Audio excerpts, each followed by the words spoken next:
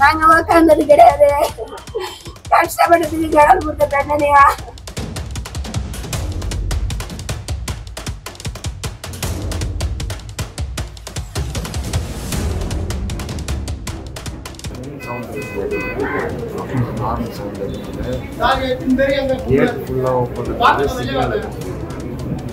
Gate போடல அப்படின்னு வண்டி வந்தது. அந்த வண்டி வந்தப்போ அந்த செம் அந்த ட்ரெயின் வந்து அடித்து ஒரு 50 மீட்டர் கிட்ட இழுத்துட்டு போயிடுச்சுலாம். 50 மீட்டர் இழுத்துட்டு போய் அதை ஸ்பாட்டில் பார்த்தீங்கன்னா ஒரு பையன் ஸ்பாட் அவுட்.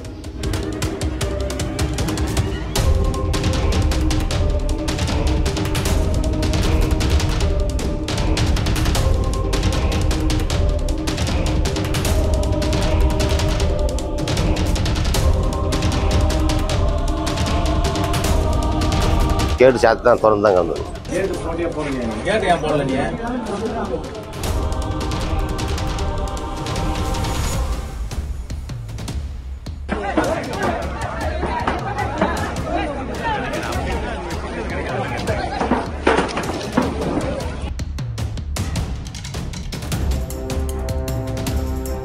என் பேர் பாலாஜினா. நான் செம்மப்போம். அதாவது ரயில்வே கேட்டு செம்மப்பனும் செம்ம மட்டும் சேலப்பள்ளி வந்து கூட்டிய பார்த்தீங்கன்னா ஒரு ரயில்வே கேட் ஒன்று இருக்குது. சேமரம் லைன் அது.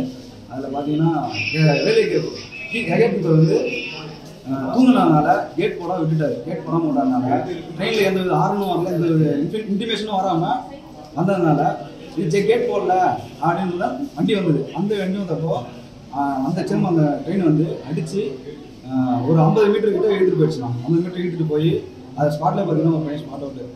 ஒரு பொண்ணு உயிரோடு வந்தது. ஏற்றிட்டு வந்தோம். இது வந்து ஹாஸ்பிட்டலில் இறந்துச்சுன்னு சொன்னாங்க. ஒரு பையன் கொஞ்சம் சீரியஸாக இருக்கலாம். இன்னொரு பையன் ஓகே பரவாயில்ல, அவங்க ட்ரீட்மெண்ட் போயிட்டு இருக்குது. இப்போ அந்த வேனில் எத்தனை பேர் வந்து? டிரைவர்னா மொத்தம் 5 பேர் வந்தாங்க. டிரைவர் சேர்த்து 5 பேர், பசங்க 4 பேர். எங்கள் சேடப்பாளையத்தில்? ஆமாம், எல்லாம் சேடப்பாளையம் தொண்டமானம் அங்கேருந்து வர பசங்க தான். விசேஷ். நான் வந்து தொண்டமானத்தில் கொஞ்சம் தூரம் தான் செம்ம கிராஸ்னால தான் வந்து ஆக்சிடென்ட் ஆச்சு. கூட 3 பேர், அப்புறம் 4வது டிரைவர் வந்து தம்பி ஒருத்தன், ஃப்ரெண்டு ஒருத்தன், அவங்க ஒருத்தன் 2 பேர் 11th, ஒரு 12th, தம்பி 6th. ட்ரெயின் சவுண்ட் எதுவும் கேட்கல? ட்ரெயின் சவுண்டு நார்மல் சவுண்டு இருக்குது. கேட் ஃபுல்லாக ஓப்பன் இருக்குது. சிக்னல் இருக்குது. சாதாரணமாக ட்ரெயின் எதுவும் வரல அப்படின்னு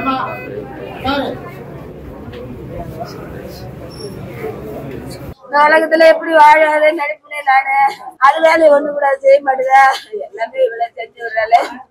அவ்வளவு ஆசையா அவனுக்கு. ஆசையில மீண்டும் போட்டது கடவுள.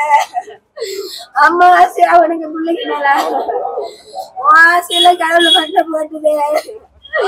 ஐயோ, கோயிலுக்கு உட்கார மாட்டேது. நாங்க ஏதாவது வேலை செஞ்சீங்கன்னா இருப்போமே. ஒரு நிமிஷம் கூட வீணா போனா மனசு ஏத்துக்காது. பொழுதா பொழுதுக்கு வேலை செஞ்சீங்க. இப்பவே 2 பேருமே நாங்க உட்கார்ந்தது கிடையாது. கஷ்டப்பட்டதுக்கு கடவுள் கொடுத்த தண்டனையா? அவன் ரொம்ப கஷ்டப்பட்டு புண்ணி வாழ்ப்பாளே, சும்மா உட்கார மாட்டானே. குழந்தைங்களுக்கு பெரியமா சார். பசங்க பேர் என்ன? இறந்து போன பசங்க இருக்கலாம். அவங்க பேர் வந்து ஒருத்தவங்க பேர் செழியன்னு, ஒருத்தவங்க பேர் சாருமதி. பொண்ணு பேர் சாருமதி. +2 படிக்கிறாங்க சார். நல்லா படிப்பாங்க. School topper sir. அவங்க சிபிஎஸ்சி படிச்சாங்க. 465 மார்க் எடுத்தாங்க 10th.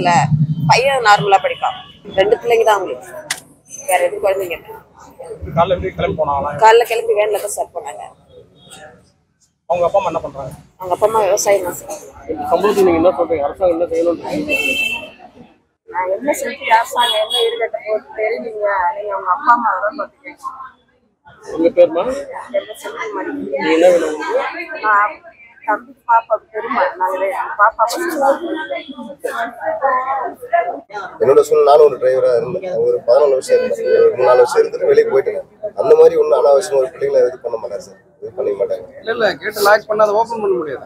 பண்ண முடியாது. அவங்க வந்து கேட் ஓப்பன் பண்ண சொன்னாங்க. வந்தேன்னு சொல்லிட்டு அங்கே டாக்குமெண்ட் கொடுத்துருக்கேன்னு சொல்றாங்க. கேட்டே ஓபன் பண்ணாம நீங்க சொல்லுங்க. ஓப்பன் போனா எப்படி பண்ண முடியும்? அதெல்லாம் சொல்லியாச்சு. முன்னாடி அங்கே தான் இருந்தோம். நீங்க அதை பத்தி கவலைப்படுவோம். சரி, 26 வருஷமாவும் இந்த பிள்ளைங்களுக்காகவே வாழ்க்கை விட குடும்பத்தெல்லாம் பார்க்க மாட்டார். ஸ்கூலு ட்ரிப் எடுக்கணும், மேடம் கூப்பிட்றாங்க ஸ்கூலுக்கு போகணும், திருப்பி ஐயா கூப்பிட்றாங்க, இதே தான் போகிறத. சாப்பிடுனா 3 மணி 2 சாப்பிட 4 மணி சாப்பிடுறாரு. என்ன செய்யுது வேற என்ன வலிக்குது என்ன சார் டாக்டர் கேட்டேன், சரியாயிடும். ஆனால் பேசுனா தாழ்வாட வலிக்குது அப்படின்னு டாக்டர் கேட்டதுக்கு சொல்கிறேன் சரியாயிடும். இந்த கையை தொடவே விட மாட்டாங்க.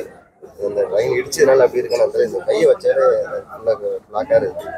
அவன் வாங்கி அந்த கத்தினா விடாரான், டயரும் விடாரான், அந்த செக்யூரிட்டிலாம் விடாரணும். நானும் ஓடுறேன் கூட. ட்ரெயின் செக்யூரிட்டி ட்ரெயினில் இருக்கணும், அவன் எல்லாருக்கும் விடாரணும். நானும் பின்னாடியே ஓடுறோம். என்னன்னு பார்த்தாக்கா எல்லாம் பசங்க செதிரி கிடக்கு அப்படி. சரி காவல் பண்ணலான்னு பார்த்தாக்கா அவன் டக்குன்னு உயரத்தை கீழே வந்துச்சு. ஆமாம் நான் பார்க்கலாம் திறந்தாங்க இருந்தது. அதை சாத்தம் இல்லை ஒன்றும் இல்லை. அவங்களே வந்து அடிக்க வந்துட்டணும். நான் ட்ரெயினில் வந்தவனும் கேட்டு சாத்து தான் திறந்தாங்க இருந்தது. என்ன நடந்துச்சு?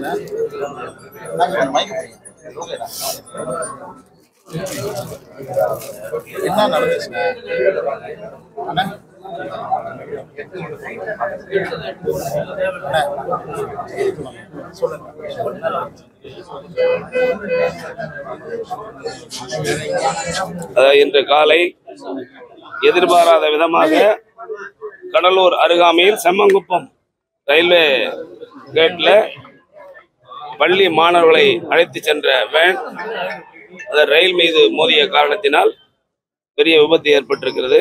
வருந்தத்தக்க ஒரு செய்தியாகும். அதில் வண்டியில் போனவங்க 5 பேர், ஒரு டிரைவர் ஒருத்தர், மாணவர்கள் 4 பேர் போனாங்க. அதில் சம்பவ இடத்திலேயே 2 பேர் இறந்திருக்கிறார்கள்.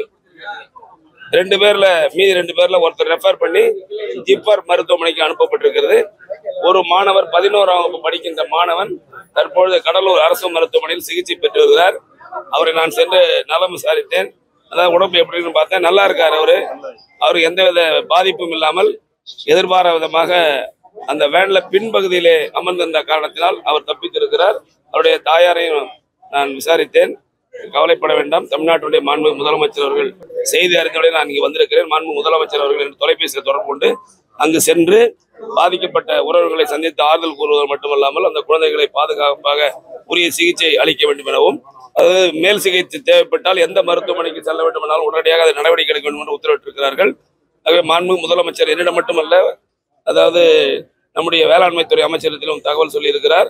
ஆகவே மருத்துவமனை ஜிப்மர் மருத்துவமனை இருக்கின்ற அந்த பாதிக்கப்பட்டவர்களை சென்று பார்ப்பதற்கு நம்முடைய வேளாண்மை துறை அமைச்சர் அங்கே அனுப்பி வைக்கப்பட்டிருக்கிறார். ஆகவே இப்பொழுது இங்கே இருக்கக்கூடிய இன்னொரு அந்த கிராமத்தை சார்ந்த ஒரு தொழிலாளி அங்கிருந்த எதிர்பாராத அங்கே போயிருக்காரு. அந்த உயர்ல கால் வச்சார், அவரும் பாதிக்கப்பட்டிருக்கிறார். அவரும் மருத்துவமனையில அனுமதிக்கப்பட்டு உரிய நடவடிக்கை எடுக்கப்பட்டு வருகிறது என்று இறந்து போனவங்க 2 பேர் இறந்திருக்காங்க சார்.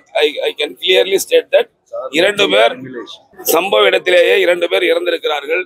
மீதி 2 பேர்ல ஒரு மாணவர் ஜிப்மர் மருத்துவமனைக்கு அனுப்பப்பட்டிருக்கிறது. ஒரு மாணவர் 11ஆம் வகுப்பு படித்துக் கொண்டிருக்கிறார். அவர் இங்க இருக்கிறார், அவர் நலமுடன் இருக்கிறார். அந்த கிராமத்தை சார்ந்த ஒருவர் எதிர்பாராத அங்க சென்றவர் அந்த ஒயர்ல கால வச்சா அவர் பாதிக்கப்பட்டிருக்கிறார். அவரும் இங்க இருக்கிறார்.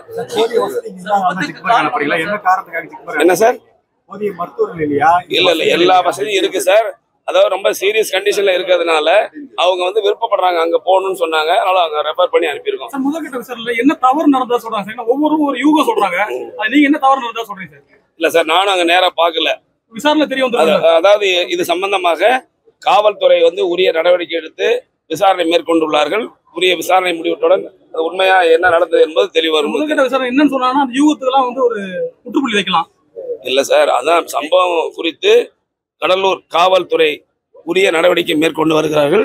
விரைவிலே அது என்ன நடந்தது என்பது வெளிச்சத்துக்கு வரும் என்பதை தெரிவித்துக் கொள்கிறேன்.